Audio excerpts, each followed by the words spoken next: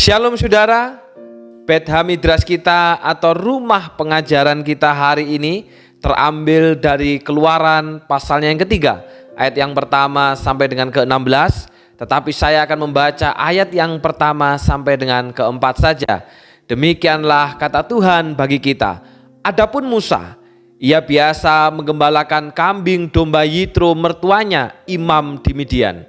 Sekali ketika ia menggiring kambing domba itu ke seberang padang gurun, sampailah ia ke gunung Allah, yakni gunung Horeb.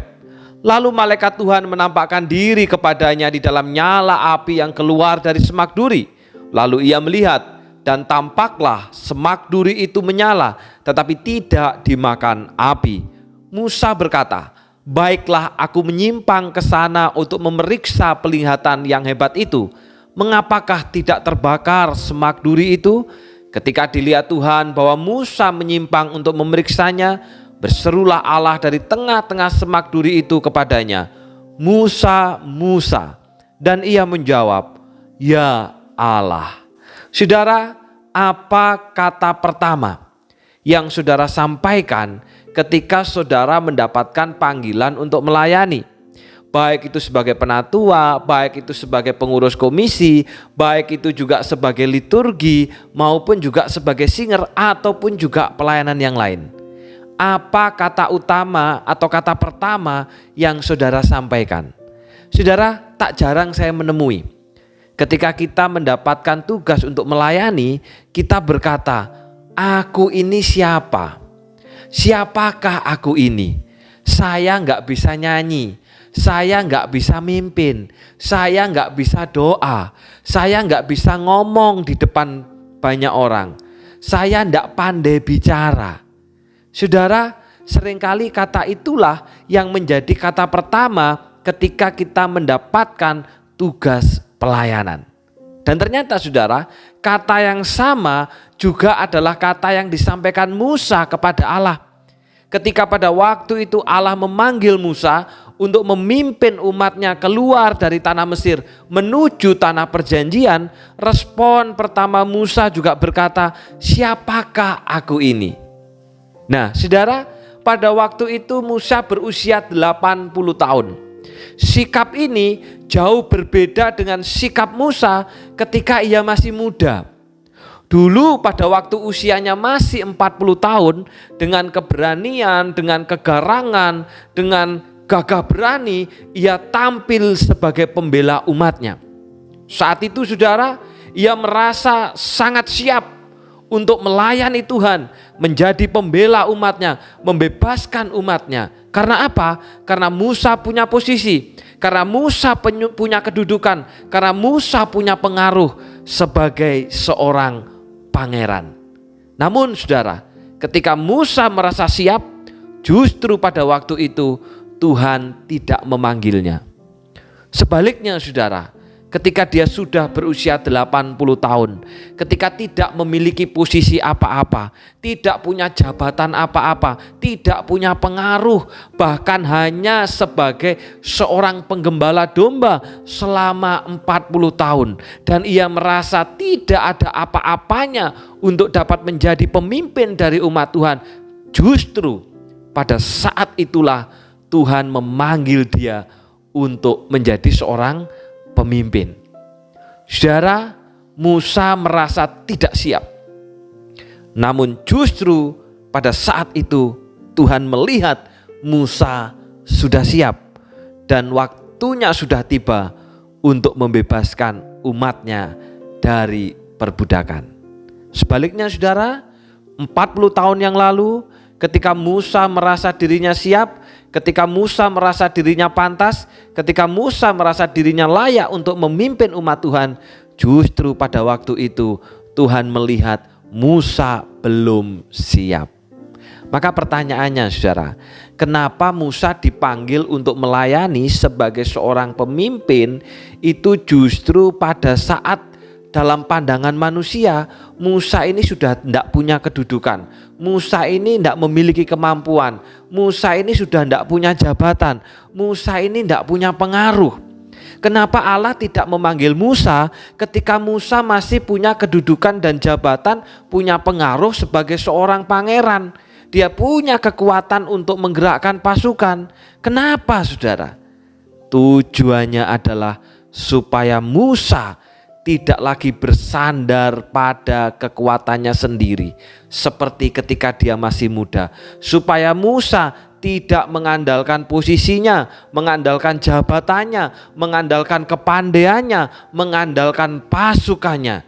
Tetapi Tuhan mau Musa hanya mengandalkan Tuhan saja, karena Tuhanlah yang empunya umatnya. Jadi itu alasan, saudara, kenapa justru Musa dipanggil pada saat menurut manusia Musa ini tidak punya kemampuan. Tapi Allah melihat Musa sudah siap untuk menjadi pemimpin umatnya. Saudaraku, kadang di mata manusia ataupun juga di mata kita, seseorang bisa dianggap sudah pantas, sudah siap, dan sudah layak untuk melayani Tuhan. Namun ternyata belum tentu di mata Allah orang itu sudah siap. Kenapa, saudara? Karena yang membuat berhasil dalam sebuah pelayanan itu bukan kehebatan, bukan kekuatan, bukan kepandaian manusia. Tetapi yang membuat berhasil adalah Allah sendiri. Sebab Allah lah yang berdaulat untuk menyertai dan memperlengkapi kita dalam melayani Tuhan dengan melayani umatnya. Oleh sebab itu, saudara, firman Tuhan ini mengingatkan kepada kita, mari dalam pelayanan kita, baik sebagai hamba Tuhan, baik sebagai penatua, baik sebagai pengurus komisi, sebagai liturgis, sebagai pemusik, sebagai guru sekolah minggu, saudara, mari kita mengandalkan Tuhan. Jauhkan dari mengandalkan diri kita, jauhkan dari mengandalkan kehebatan kita. Mari kita mengandalkan Tuhan dengan siap dibentuk, taat diatur, dan berserah diri kepadanya. Karena Tuhan yang empunya umatnya, maka Tuhan pula yang berkuasa untuk membangun jemaatnya. Sehingga, saudara, jangan pernah menolak pelayanan apabila Tuhan telah mempercayakan itu kepada kita. Jangan pernah menolak. Kita merasa tidak siap, tapi Allah melihat sudah siap. Sementara, saudara, jangan juga berambisi terlalu tinggi untuk melayani dalam bidang tertentu apabila ternyata Allah belum mempercayakan hal itu kepada kita. Sebaliknya, berilah dirimu untuk dibentuk Allah sesuai dengan bejana yang dipandangnya baik. Tuhan memberkati.